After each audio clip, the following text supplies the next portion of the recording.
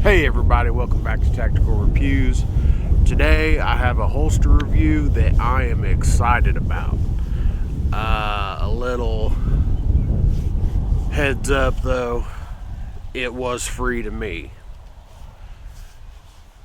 Other than that, I'm not paid for this, so if they don't like it, it's not my fault.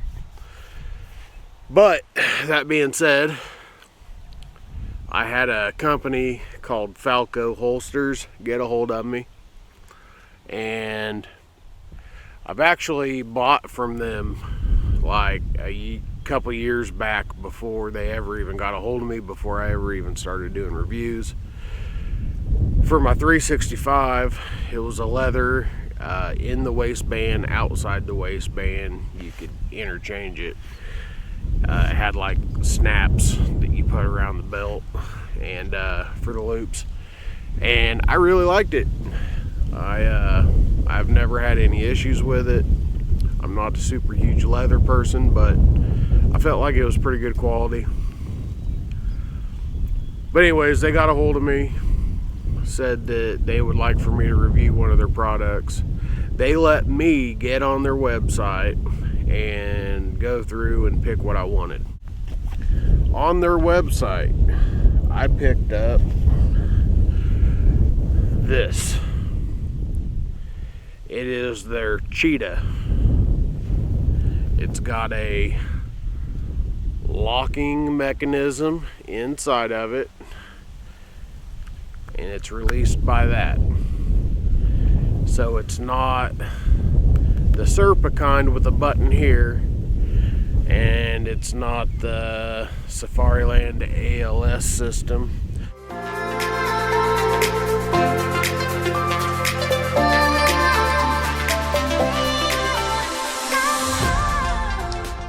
Which I do have a Safariland at the house.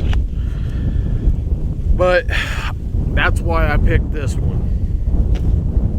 I picked it because I'm not a super huge fan of just retention. If you're going to carry outside the waistband, it needs to have some sort of locking mechanism, a strap over the top or something, to where if somebody tries to just grab your gun, it's going to be way more difficult for them to just grab it out of your holster. So this is the one I picked. I've been carrying it around for about a month or so, and I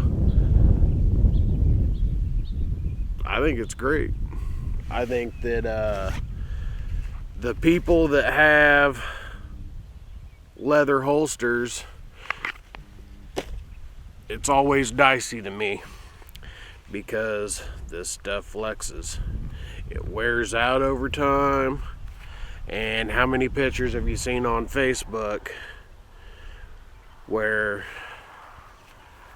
the leather folds in on the trigger, they go to put it in the holster, and they shoot themselves? This one, not saying it could never happen. When you holster your pistol, you should reluctantly holster, and you should be viewing you doing that. And, you know, that's an argument I'm sure I'll get into with other people, because I see people just holstering without looking all the time. That's a whole nother subject. But yeah, so anyways, to this review, and I'll put it on here in a little bit. This thing is pretty nice. It's open-ended. If you had a compensator or anything like that, you're going to be able to run it. I've got a mini comp, HB Industries mini comp. So it's not going to come out with any kind of force.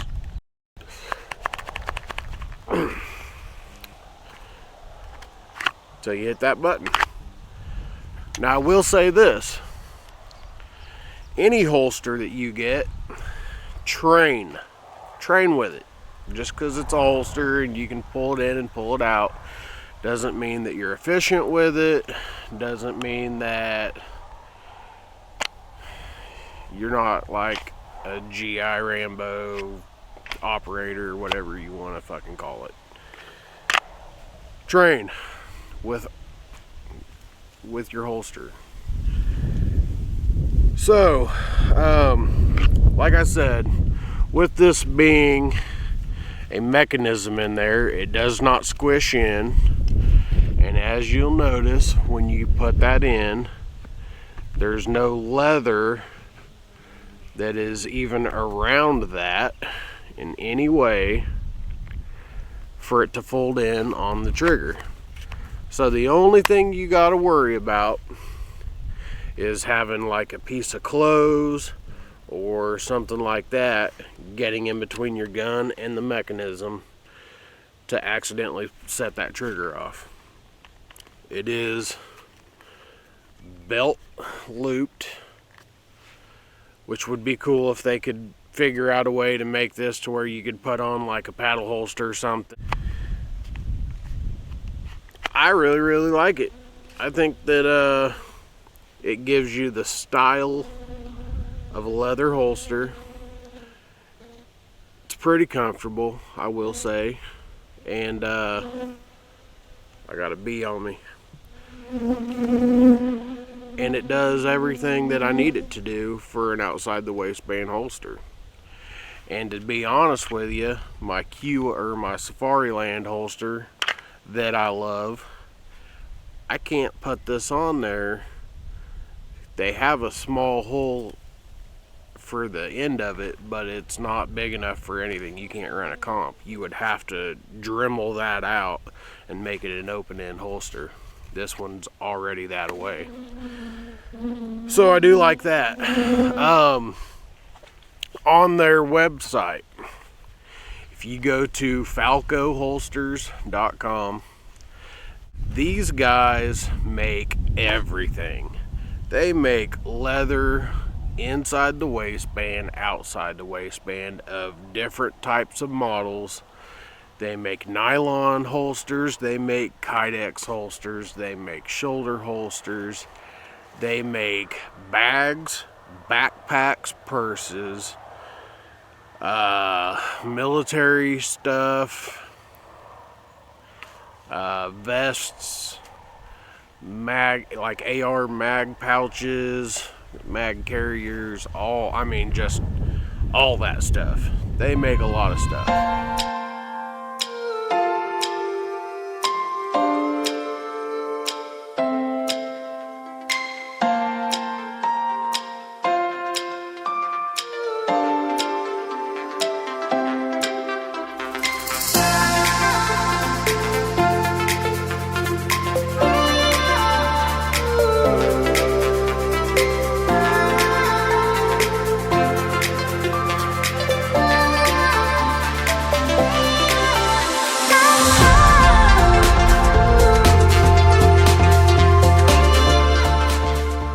So you could be on their website for a long time. Everything that they do is made at purchase, I believe. Maybe they have a couple things that they have already pre-made, possibly the bags, I don't know. But holsters, when you order it, they make it when you order it. So it does take a little bit of time, I won't deny that, but it's worth it. I've had DeSantis holsters and Galco, and they're up there with them.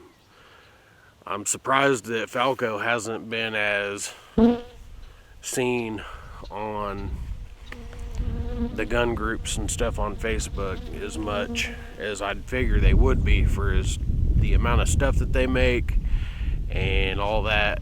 So check them out.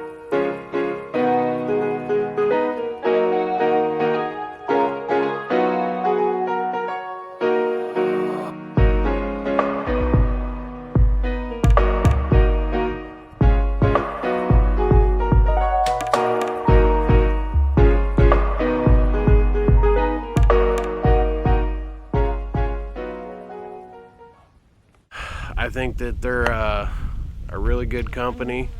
I think they make good products. I've had 2 of them so far now, and I like both of them equally. I think they're great. So check them out. Don't forget to like, subscribe, hit the notification bell, because apparently subscribing doesn't really matter from what I hear.